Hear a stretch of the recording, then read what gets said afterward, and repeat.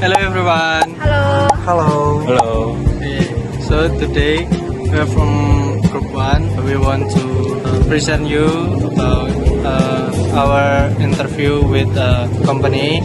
So before go to video, introduce myself. My name is Mosinurat. My name is Yasmin Sinamora. My name is Khairul Reza Arhab. My name is Doran Sijabat. Okay, we will conduct an interview with a printing service company. The purpose of this interview is to learn more about the company, its service, work process, and business experience. We hope this interview will provide useful information for all of us. Thank you and enjoy this video. Bye. Bye-bye. Assalamualaikum warahmatullahi wabarakatuh. Halo semuanya. Di sini saya akan menambahkan materi wawancara UMKM percetakan Ejra Kawas.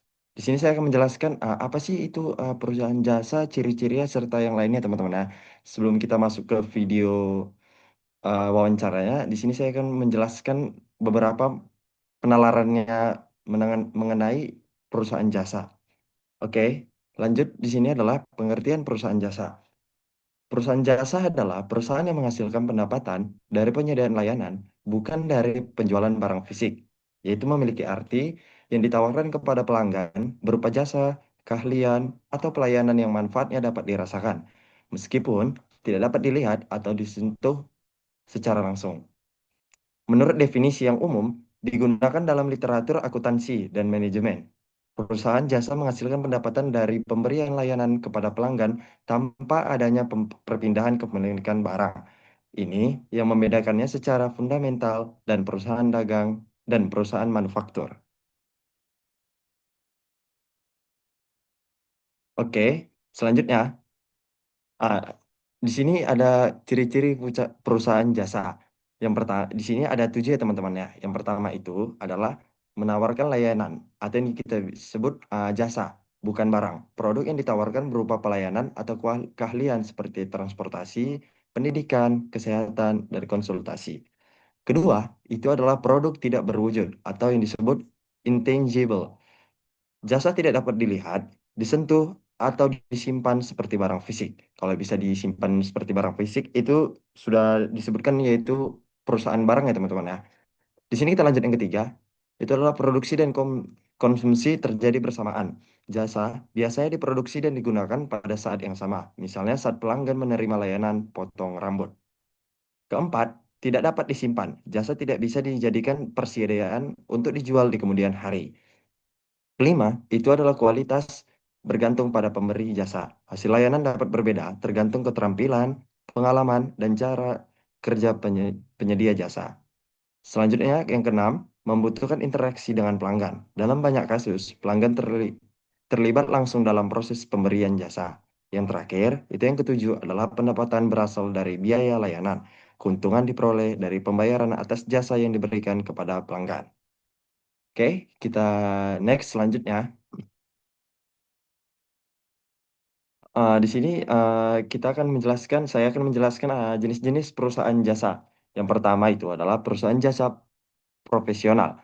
Perusahaan jasa profesional itu menyediakan layanan yang mengandalkan keahlian ya teman-teman ya, pengetahuan dan keterampilan khusus. Layanan yang diberikan biasanya memerlukan pendidikan atau sertifikasi tertentu. Contohnya, kantor akuntan, konsultan bisnis, dan pengacara dan notaris. Yang kedua, di situ adalah perusahaan jasa transportasi. Perusahaan jasa transportasi bergerak dalam bidang pengangkutan orang maupun barang dari satu tempat ke tempat lain. Tujuannya adalah mempermudah mobilitas masyarakat dan distribusi barang. Contohnya, perusahaan bus, taksi, kereta api, maskapai, penerbangan, dan jasa ekspedisi. Lanjut, yang ketiga adalah teman-teman ya. Nah, lanjut yang ketiga, perusahaan jasa keuangan. Perusahaan jasa keuangan menyediakan layanan yang berkaitan dengan pengolahan uang dan transaksi keuangan. Perusahaan ini membantu masyarakat dalam menyimpan, meminjam, atau mengelola dana. Contohnya, bank, perusahaan asuransi, koperasi simpan pinjam, dan perusahaan pembiayaan. Lanjut di sini adalah Keempat, yaitu adalah perusahaan jasa kesehatan. Perusahaan jasa kesehatan memberikan layanan yang bertujuan menjaga, meningkatkan, dan memulihkan kesehatan masyarakat. Layanan yang diberikan dapat berupa pemeriksaan, pengobatan, maupun perawatan kesehatan. Memiliki contoh, yaitu adalah seperti rumah sakit, klinik, puskesmas, dan laboratorium kesehatan. Oke, kita lanjut. Yang kelima adalah perusahaan jasa pendidikan. Perusahaan jasa pendidikan itu berfokus pada penyediaan layanan pembelajaran dan pelatihan untuk meningkatkan pengetahuan, keterampilan, dan kemampuan peserta didik. Contohnya itu seperti ada sekolah, universitas, atau kampus, lembaga kursus, dan pusat pelatihan. Kita lanjut yang keenam, itu adalah perusahaan jasa perhotelan dan pariwisata. Perusahaan ini menyediakan layanan akomodasi, rekreasi, dan perjalanan bagi masyarakat. Tujuannya adalah memenuhi kebutuhan wisatawan maupun pelaku perjalanan, seperti orang-orang asing yang ingin berwisata di tempat tersebut ya teman-teman. Nah, memiliki contoh yaitu adalah hotel, penginapan, agen perjalanan, dan biro wisata. Oke, di sini kita akan lanjut. Hmm, siklus Siklus akuntansi perusahaan jasa. Siklus akuntansi perusahaan jasa itu memiliki arti adalah serangkaian proses percatatan, penggolongan, peringkasan, dan pelaporan transaksi keuangan yang dilakukan secara sistematis dalam satu periode akuntansi. Memiliki tujuan adalah menghasilkan laporan keuangan yang akurat dan dapat digunakan sebagai dasar pengambilan keputusan. Siklus akuntansi perusahaan jasa ini memiliki tahapan-tahapan, yaitu adalah satu, mengidentifikasi dan menganalisis transaksi. Tahap pertama adalah mengidentifikasi setiap transaksi yang terjadi dan memiliki pengaruh terhadap kondisi keuangan perusahaan.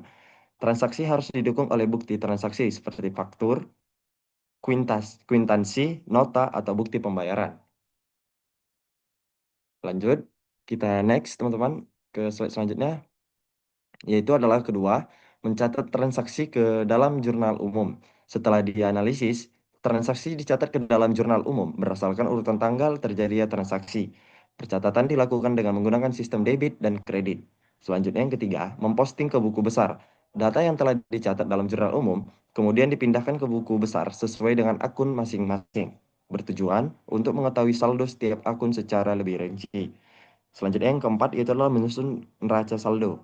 Setelah seluruh transaksi diposting ke buku besar, perusahaan menyusun neraca saldo. Neraca saldo berisi daftar saldo semua akun untuk memeriksa keseimbangan antara jumlah debit dan kredit. Oke, kita lanjut. Yang kelima itu adalah membuat jurnal penyesuaian. Pada akhir periode akuntansi, perusahaan membuat jurnal penyesuaian untuk mencatat transaksi yang belum dicatat atau perlu disesuaikan. Yang keenam, itu adalah menyusun neraca saldo. Setelah jurnal penyesuaian dibuat dan diposting, perusahaan menyusun neraca saldo yang telah disesuaikan. Neraca ini menjadi dasar dalam penyusunan laporan keuangan. Yang ketujuh, itu adalah menyusun laporan keuangan. Laporan keuangan disusun berdasarkan data dari neraca saldo setelah penyesuaian. Laporan keuangan perusahaan jasa umumnya meliputi yang pertama itu adalah laporan laba rugi untuk mengetahui keuntungan atau kerugian perusahaan. Yang kedua itu adalah laporan perubahan modal untuk mengetahui perubahan modal pemilik. Yang ketiga itu adalah neraca untuk menunjukkan posisi keuangan perusahaan. Dan yang keempat itu adalah laporan arus kas untuk menunjukkan arus masuk dan keluar kas. Yang kedelapan itu adalah membuat jurnal penutup. Setelah laporan keuangan selesai disusun, perusahaan membuat jurnal penutup untuk menutup dan akun nominal seperti pendapatan dan beban agar saldo akun tersebut kembali nol pada periode berikutnya.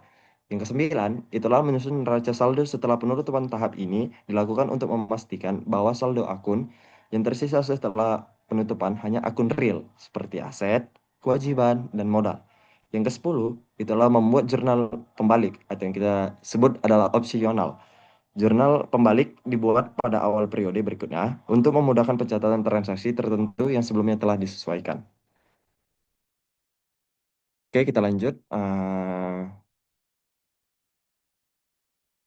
Oke, teman-teman, mungkin setelah saya menjelaskan materi ini, kita akan lanjut ke TKP saya dan teman-teman saya. Ini ya, teman-teman ya, melakukan wawancara pada perusahaan wawancara UMKM Percetakan Ezra Kawas, ya teman-teman. Oke, stay tune ya teman-teman ya. Dadah, terima kasih.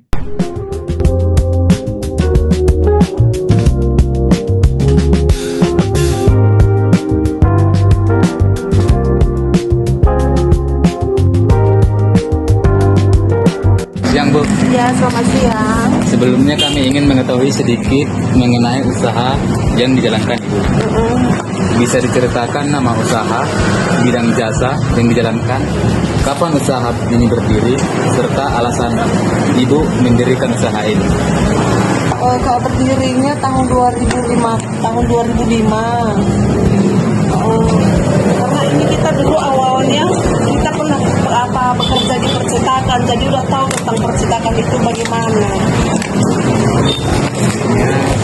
Dalam menjalankan usaha tertentu diperlukan modal dan pengelolaan keuangan yang baik.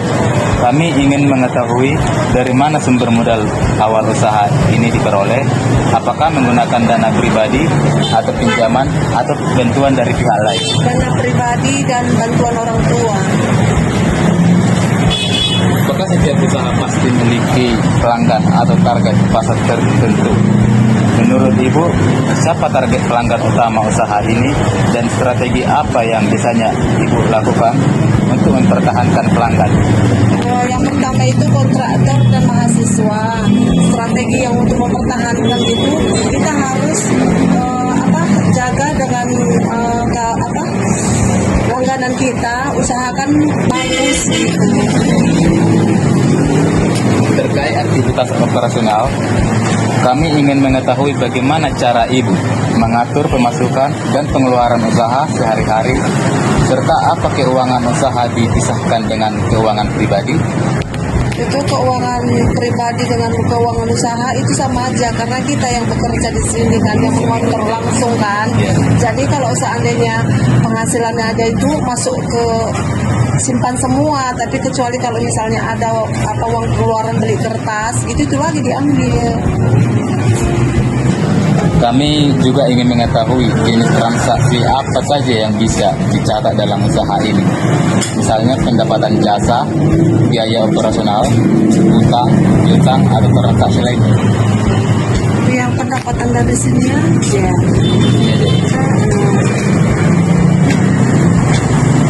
Setiap usaha tertentu memiliki tantangan dalam pengelolaan keuangan. Kendala apa saja yang paling sering dihadapi Ibu dalam mengatur dan mencatat keuangan usaha, serta bagaimana cara mengatasinya? Kendalanya itu di dalam karyawan, karena kalau karyawan itu begitu udah tahu dia mau keluar, jadi di dalam kendala usaha ini kurang karyawan. Jadi cara mengatasi apa? Cara mengatasinya itu terpaksa lagi lah kita cari yang lain, begitu dia keluar cari lagi karyawan yang baru. Jangan meresign gitu ya. Iya, kalau seandainya nggak ada yang berpengalaman, yang belum berpengalaman pun bisa kita ajari. Dalam menentukan keuntungan usaha, bagaimana cara Ibu menentukan harga jasa yang diberikan kepada pelanggan? Dan apakah pendapatan usaha cenderung stabil setiap bulannya?